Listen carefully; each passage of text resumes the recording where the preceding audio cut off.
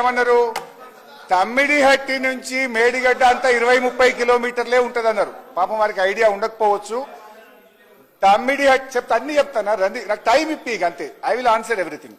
తమ్మిడిహట్టి నుంచి మేడిగడ్డకు 116 కిలోమీటర్లు. It is not 30 kilometres. Number 1. Number 2, నీళ్ళు ఎట్లొస్తాయి? మహారాష్ట్ర టెరిటరీ నుంచి ఉన్న క్యాచ్మెంట్, తర్వాత తెలంగాణ నుంచి ఉన్న క్యాచ్మెంట్ చదివి వినిపిస్తా, రాసుకోండి.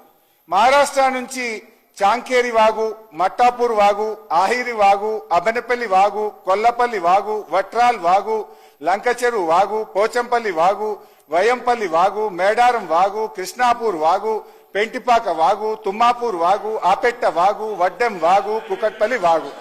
ఇవి 16 వాగులు మహారాష్ట్ర నుంచి వస్తాయి.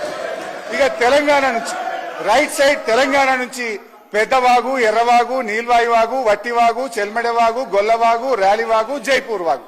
ఈ అన్ని వాగులు కలిపి 120 టీఎంసీలు అదనంగా మేడిగడ్డ దగ్గర రావడం జరుగుతుంది. ఇక నెక్స్ట్